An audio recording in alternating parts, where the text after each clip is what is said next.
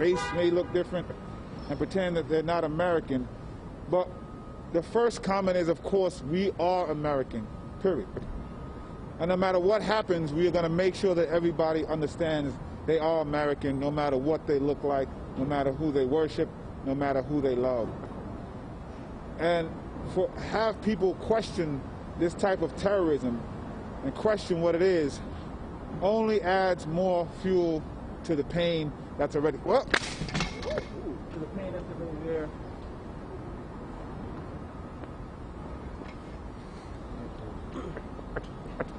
Only adds more fuel to the fire, only adds more salt to the pain that's there. But we have to do more than send prayers and thoughts and well wishes, and we have to do more than just stand in solidarity. It's time for action.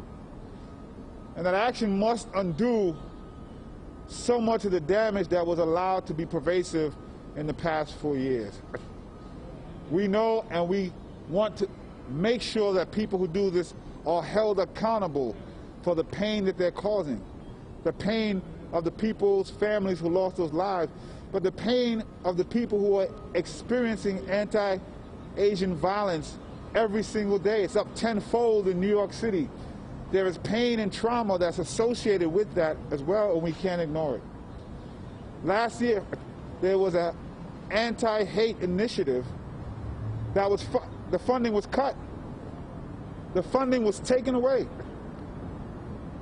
And so while we hear cries for increase in law enforcement, and we know they have a role to play, I'm appreciative of the leaders who are also standing with the black and brown community, who know the impact that that often has on those communities, on us saying, wait a minute, let's make sure that we do this right. And the way to combat hate education is with proper and different education. And there are things that can be done through community groups that actually asked for this money before this even happened. And that money was taken away. And what we're asking is not only that this funding be restored, but it be increased, because it didn't even have enough focus on anti-Asian violence, even as people were blaming this community. By the way, that community has amongst the lowest virus rate of any community I've seen watching the data, and the virus that came here came through Europe. But we didn't put enough money in there even for those groups. So while we are decreasing things like Division of Youth Community Development and trying to increase the NYPD, we want to make sure we send the appropriate message. And the message is the way to combat hate is to fund the folks behind me, who have experience in these communities, have experience pushing back in hate. If you want to stand with them, if you want to treat, fund them. Fund them. Because we want to prevent this from happening. Law enforcement responds once it has happened, but the trauma is already done. So we're asking the city in this budget negotiation, and even in the state of the access to funds, to put this initiative back and fund even more than you were planning to fund last year. And so we're going to hear from a few folks today. First, I'd like to hear from Councilmember Adrian Adams, who's the co-chair of the Black, Latino, and Asian Caucus. It's important, and I always want to thank the Asian leaders who stood and were yelling out Black Lives Matter last year, and even before that. It was so important to the civil rights movement. I want to thank them, and we stand with them today. Thank you so much, Public Advocate Jumaane Williams, and good morning. I am Councilmember Adrian Adams. I represent the 28th Councilmanic District in Queens. And before I begin my remarks, I just want to say that the attacks that happened in Atlanta were a hate crime. Let's be clear about it. Let's not mince any words. What happened in Atlanta this week was a hate crime, despicable hate crime. So I'm proud to join Public Advocate Jumaane Williams and our advocates today to condemn the recent vile attacks on the Asian American and Pacific Islander communities. I am horrified, saddened, and angered by the reprehensible murder of 8 people in Atlanta, 6 of whom were Asian women.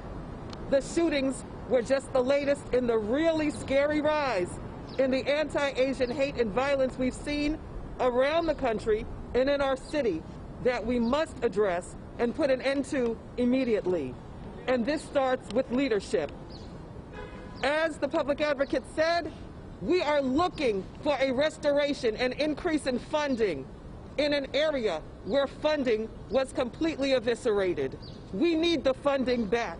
As a member of the budget negotiating team of the New York City Council, I will pledge to continue to advocate for that funding to be restored and increased. We must denounce the recent shootings and the wave of anti-Asian violence, but also to tell our Asian American and Pacific Islander communities that you are loved. We see you, we hear you, and we are here to support you. As co-chair of the Black, Latino, and Asian Caucus of the New York City Council, I stand in full solidarity with our colleagues, with the Asian American and Pacific Islander communities, and everyone who stands in true unity to denounce hatred and bigotry. You have my full support, and we will continue to work together to end these hateful attacks. My heart goes out to the families and communities of those who were killed and injured during this week's shootings. I hope we will see swift justice for the victims and their families, and that the perpetrator is held fully accountable, not for his bad day, but for his killing spree. Again, thank you, Public Advocate, my friend Jumaane Williams, all of my colleagues in government that I know stand with me today, and all of our advocates and friends who stand to my left and to my right, who've been working against this rise in anti-Asian hate. Let's stop hate in its tracks once and for all. Thank you. Thank you, Councilmember, for your leadership as well. Next, we're going to call up Joanne Yeoh from the Asian American Federation and Wayne Ho from the Chinese Planning Council. Thank you, Public Advocate, for bringing us together. Thank you, our friend Jumaane, for bringing us together. Thank you for always being such a powerful and thoughtful ally to the Asian American community. During such sad time in our city and country, it is so reassuring to have an ally we can trust and count on. As Jumaane said, we need to talk about the victims and we need to uplift their stories. I want to tell you about 2 of them. Hyunjung Park loved to dance and eat sushi. She was an elementary school teacher in our homeland, but immigrated here for all the reasons why immigrants come to America. Her 20-something-year-old son is now the head of household and having to take care of his little brother because his mother was gunned down. Xiaozi Tian went to China last year to celebrate Lunar New Year with her family, with her mom and her sisters. Her kids now are motherless. I want to tell you that behind the victim label, the 6 Asian sisters and the 2 residents who were murdered on Tuesday were moms, sisters, daughters, and each had a beautiful story of joy, immigrant struggle, and love to tell. We now need to tell their stories because they are no longer with us. 1 year ago, I co-wrote an op-ed that the consequence of all of this unfettered scapegoating and hate against our community was going to lead to something terrible. And on Tuesday, my worst nightmares became reality in Atlanta with the deaths of 8 people, 6 of them who are Asian women who look like me. During this time of so much violence and hatred directed at the Asian American community, one way to prevent tragedies before it starts, as Jumaane said, we need support, we need money. We need lots of money with lots of zeros, elected officials, because we need to build solid foundations of community safety programs in language delivered with cultural relevance. So the solution to racism is radical investment in community and community groups. We need to have money to address mental illness, homelessness, and unemployment, and other challenges that have never been meaningfully addressed in this city. Federation has been fortunate enough to be invited to sit with the U.S. Department of Justice leaders, with the White House Initiative, to present ideas on what is next. And I am certainly going to be raising the points that our public advocate has shared. And I want to tell you, this is my call to action. For all New Yorkers, please call your elected officials to share your concern and show your support for the Asian American community. Ask that they put meaningful funding into the programs that we're talking about. Two of those, the funding that got cut last year, two of our member agencies were receiving that support. They were doing great on-the-ground, meaningful work, and now that program is no more. We really need that program back. Please ask your own organizations and companies to support AAPI community and to make meaningful investments in their own institutions to better protect those facing hate. Sign up through our upstander training to learn how to protect yourself and loved ones from hate through de-escalation and self-defense. And lastly, join us at our Peace Vigil on Friday, this Friday, today actually, at 6 p.m. at Union Square. We are holding a vigil to mourn the victims of senseless violence and brutality and to recommit ourselves to building community to ensure greater safety for all of us. Please stay strong, please stay safe, and take care of each other. I also want to uplift all the groups in Atlanta doing the impossible work of supporting the victims' families and healing our community at this time. I want to lift up Asian Americans Advancing Justice Atlanta, National Asian Pacific American Women's Forum, Center for Pan-Asian Community Services, and so many others. Again, we stand with Jumani with the budget asks, and we're going to be asking for budgets with many, many, many zeros. Don't be shocked, because we are not playing, and we are so committed to making sure no community in New York City ever has to be in this position ever again. Thank you.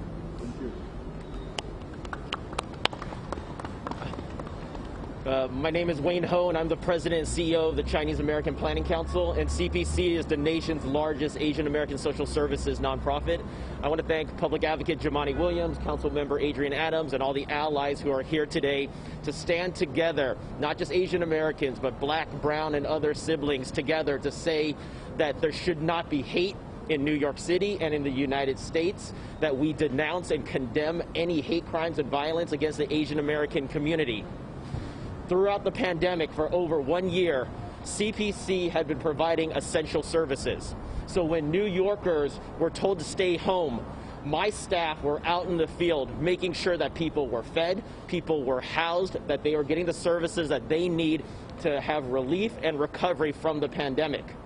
Unfortunately, the last year, I have had staff who have been spat on, who have been beat up, had things thrown at them, had racial slurs told to them. I have seniors right now who are eligible for the vaccine, but who are refusing to go because they are afraid of walking outside their homes. I have young people who are not going to our after-school programs because they're staying home comforting their parents who have been attacked. What we need right now are resources from the state and from the city. Asian Americans make up 15% of New York City, 10% of New York State. But we get less than 1% of New York City social service contract dollars. We get less than 0.5% of state social service contract dollars. The budget is a moral document. And right now, the moral thing to do is to stand up for the Asian American community. And we can do that best by supporting the Asian American community-based organizations that have been on the front lines, not just during the pandemic, but for the last several decades. We need the city council and the mayor's office to restore the hate crimes initiative.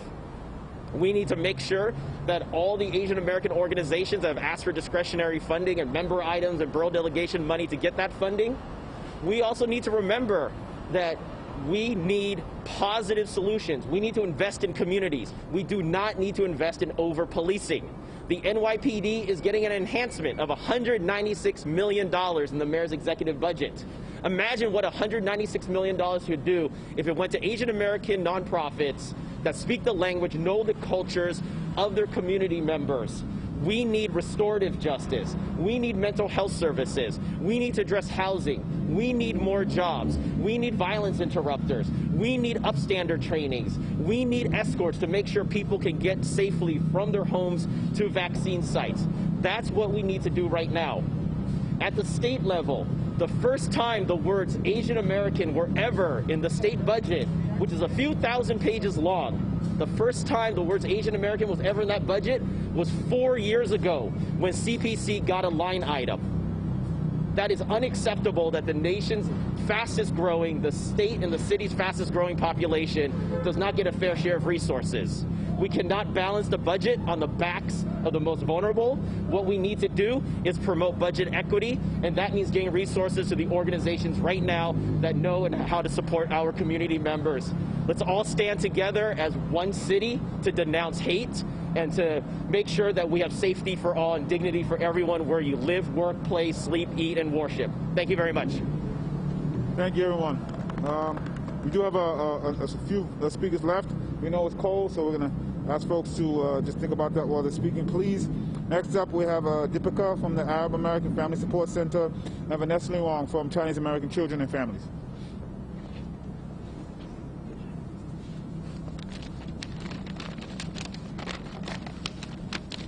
The Arab American Family Support Center is deeply saddened by the horrifying shooting in the Atlanta area that killed 8 people, the majority of whom have been identified as Asian women.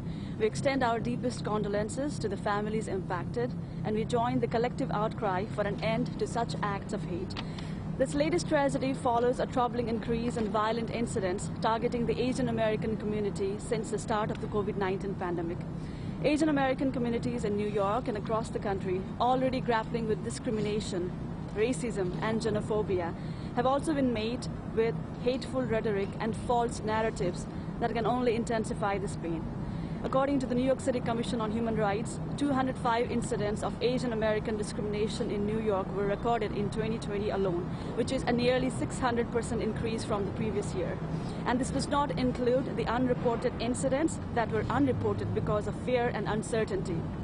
The Arab American Family Support Center condemns these blatant displays of xenophobia and all forms of discrimination that has left our Asian American brothers and sisters feeling unsafe and traumatized in our own communities. As an anti-racist organization that is dedicated to social justice, we advocate year-round for policies that protect racially oppressed community members. We are committed to standing in solidarity and collective action with all those experiencing racism and to collaborating with our APA coalition partners in their fight to combat anti-Asian hate, white supremacy, systemic racism, and misogyny.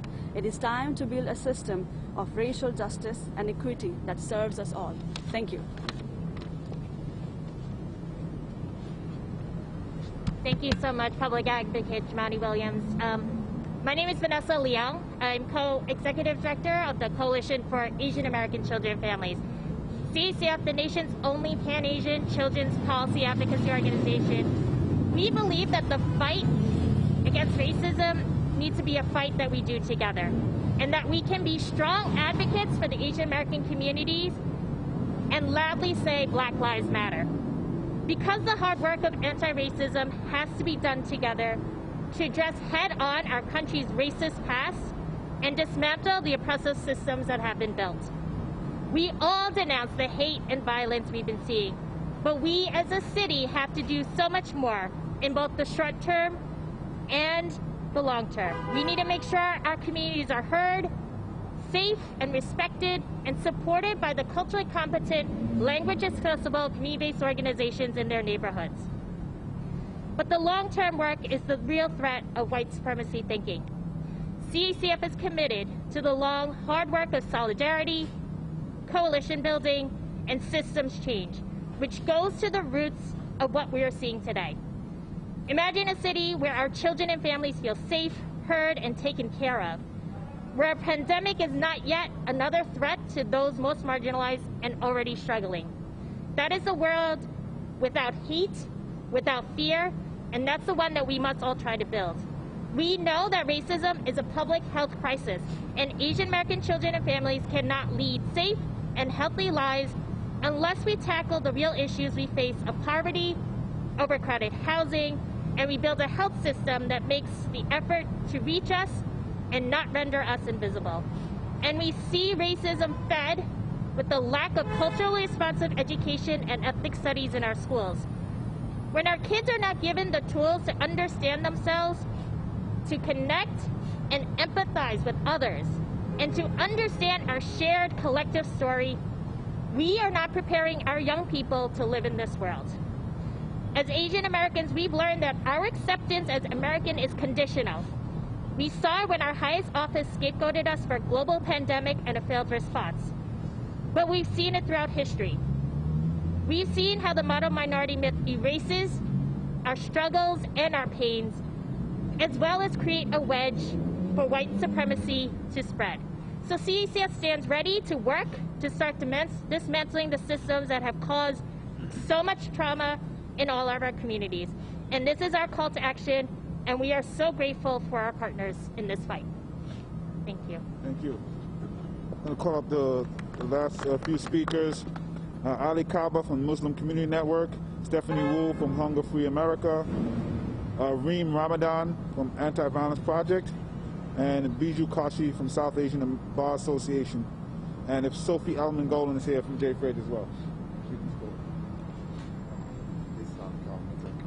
Sorry?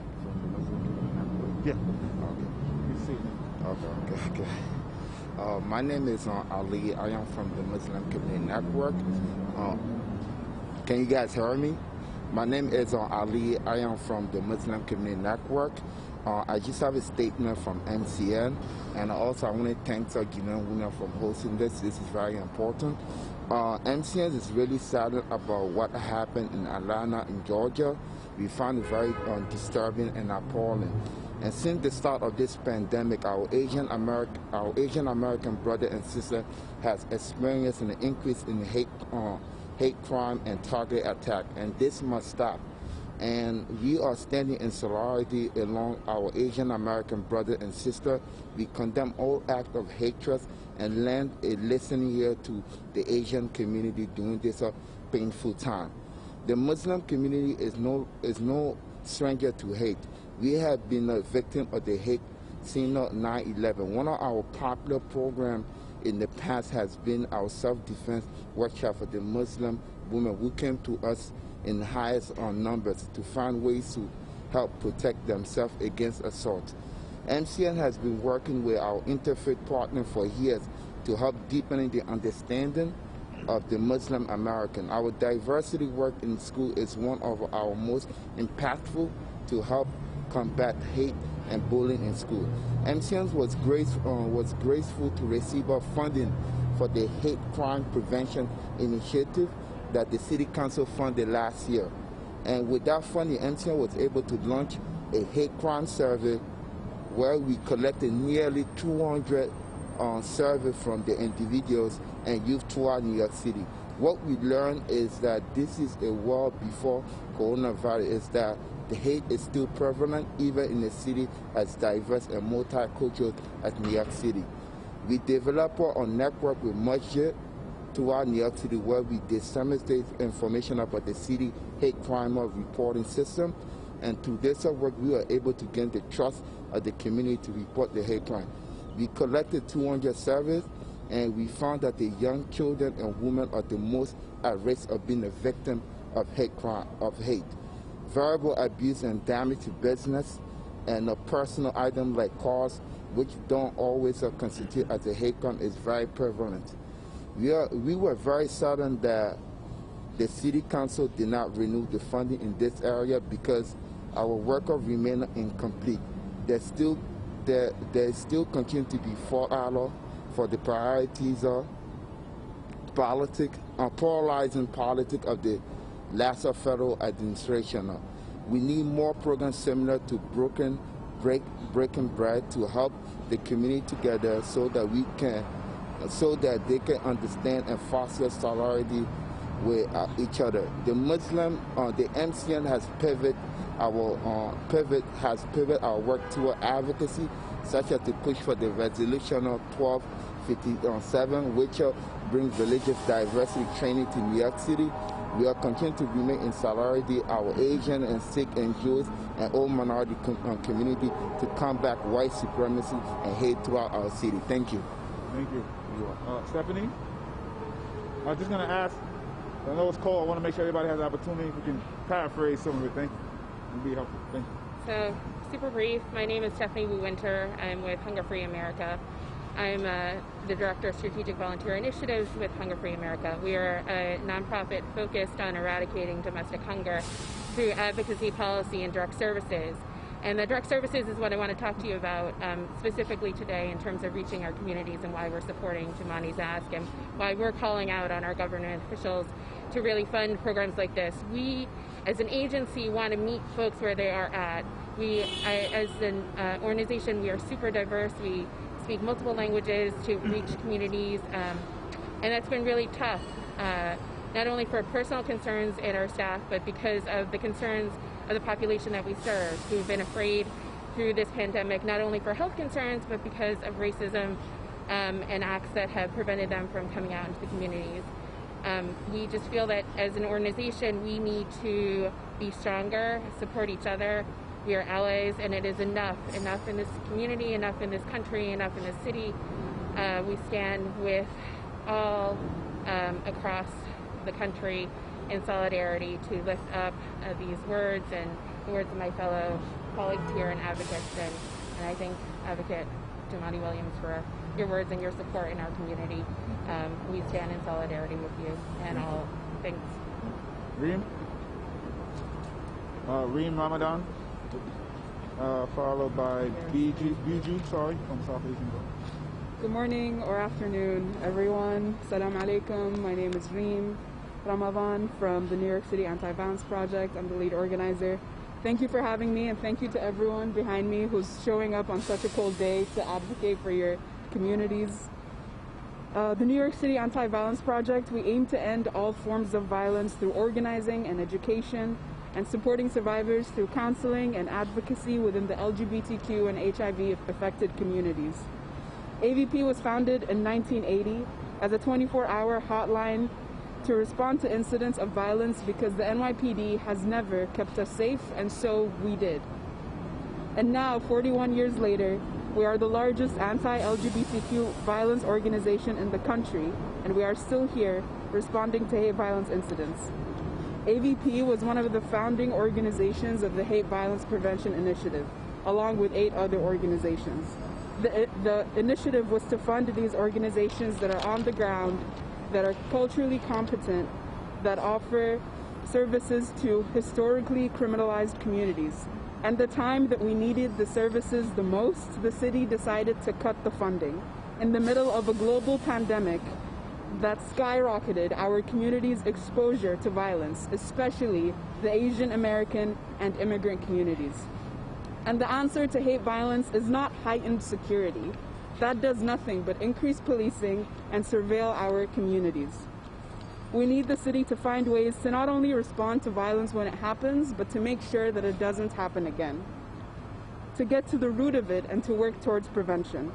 We can do this by investing in community-based models, invest in housing and mental health services, and other non-carceral approaches that meet the everyday needs of New Yorkers. LGBTQ hate crimes capture only 14% of all hate crimes, but they comprise 37% of all violent hate crimes.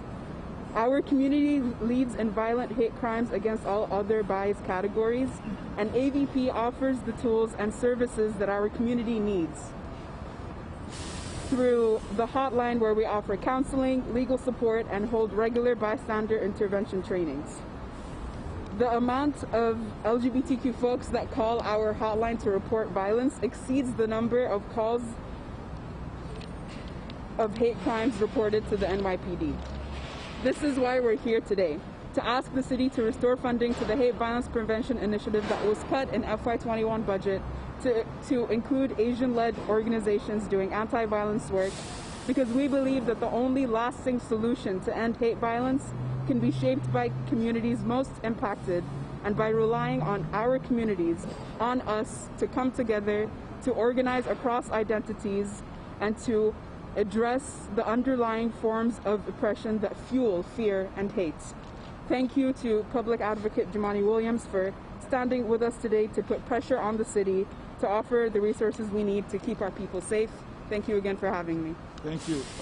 Bijou, Sophie, and Anthony from Chauncey Young Parrott, you can come up and just close out. Okay. You want to speak? I have it on the list. Sophie? Yeah. And Anthony? Anthony's left. Okay, so just come up. It's cold, and I'll keep it brief. Good morning, I'm Bijou Koshi. I'm a district leader in Staten Island as well as a director of the South Asian Bar Association of New York. And I just wanted to come here to join as we mourn the lost souls in Atlanta with our brothers and sisters here. And also to just thank the public advocate, Jamani Williams, for forming this coalition of Asian and South Asian organizations and community leaders that we can come together and lift up our voices, because as we know now, words do matter, and it's time that the action meets that as well, so that we can make sure that a horrific act like this never happens again, and that we educate those to make sure that the hearts and minds are won over. So thank you, Advocate Williams. Hi, I'm Sophie Almangolan from Jews for Racial and Economic Justice and the NYC Against Hate Initiative. 2 years ago, the NYC Against Hate Initiative introduced a call for the Hate Violence Prevention Initiative. And then last year, that funding was cut. And it's incredibly disappointing. And today we're calling for not only the restoration of all of that funding for all of the groups that are part of the NYC Against Hate Coalition, but also for expanding that funding to robustly resource our Asian partners who are on the front lines fighting for their communities in this crisis. What we do not need is solutions that rely on increased policing or escalating hate crimes prosecution. We need solutions that rely on our community members. A perfect example of this is that Asian members of Jews for Racial and Economic Justice came together and started an initiative called Jews for Asians, showing up of Jews of all ethnicities, showing up for Asian people of all faiths. And now we have over 400 people who are signed up just in a matter of days to do community safety trainings and show up and provide security at vigils that are taking place this weekend, all without the involvement of the NYPD, because we can keep each other safe. And we need funding for initiatives like that to actually scale up and expand. Thank you. We'll close this out strong here. My name is Anthony Feliciano. I'm the director of the Commission on the Public Health System. With Coalition for Asian Mediterranean Families, last year we created the People of Color Health Justice Campaign. Why we did that? Because we knew that racism was going to make this pandemic even worse, and the pain will be even harder. My heart goes out with the victims that were shot in Atlanta. But we know that white supremacy has fueled racism, misogyny, violence against women and all people of color. We know, as I know, as a Latino male, as a Puerto Rican, born and raised in this neighborhood, is my community myself has experienced all forms of oppression and violent hate and attacks. Also in the Asian Pacific Island must be seen as an attack on all of us. White power structures use us as pawns so that we spend our energy fighting each other rather than working together and fighting for the true orchestrators of the oppression. We have to be brave, we have to be courageous. There's no longer a shell game with money that's supposed to go into communities. We have to stop. Let's not have this false sense of security that over-policing is going to work. It is not. There is money. There is stimulus dollars coming to the city and the state. There is money. And if we have to shuffle it, if we have to move it, that's what we must do in order to protect communities of color and to stop Asian hate. Thank you. Thank you very much. I also want to thank Chinese Benevolent Association, Taipei Cultural and Political Center, and SAPNA for being here. Just two things I wanted to add that are ancillary but connected. As I mentioned, this is what happens when we don't recognize how deep white supremacy is in this country, and it's combined with a country that has a demonic obsession to guns, demonic obsession to access to as many guns as people want to have. Lastly, I'll continue to ask law enforcement all across the country that from the black and brown community, especially the black community, we're asking that you treat unarmed black Americans the same way you treat armed white Americans who have murdered people and are simply having a bad day. With that, we're happy to answer any questions that folks have. I know the NYPD had increased police presence in Asian neighborhoods after Atlanta. Do you guys believe that they should not have done that, or there shouldn't be a police presence in the Asian community right now? I'll answer for me, and then folks can answer. My thing has always been, I think law enforcement is good for acute problems and acute situations. And so to the extent that there is an acute problem, some communities may feel comfortable, and so I'm not opposed to that. What I am opposed to is the over-reliance of that and what that brings. And so if that is your response, and that's going to be a sustained response, we're only going to see more problems. And so what we need to do and need to focus on even more is investing in the communities that are behind, represented by the folks behind me. You can't cut these folks' programs and then say what we're going to do is send police. These folks are funded to prevent the stuff from happening to begin with. And it's really important that we push back on the miseducation that's been happening for years by funding these communities. I don't know if anybody else. And just, I have one other question. Why do you, it seems like this is all coming to a head now towards hopefully the end of the pandemic, a few months into the Biden administration. Why do you feel like this seems to all be coming to a head at this point in time? Or does it? Is it not? Well, white supremacy has been here for a while. I don't mean, I mean the anti-Asian. Well, I will say that there depends what you define coming to a head.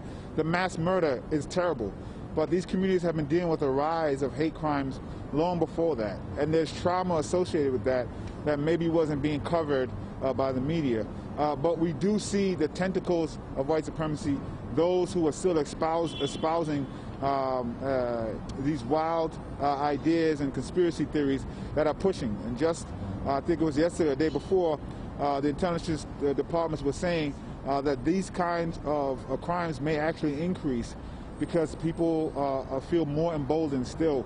We had 4 years where the President of the United States was saying things like China virus and Kung flu, like 4 years of that.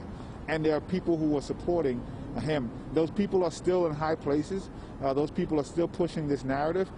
And the end result of that has always been, all over the world, these types of acts.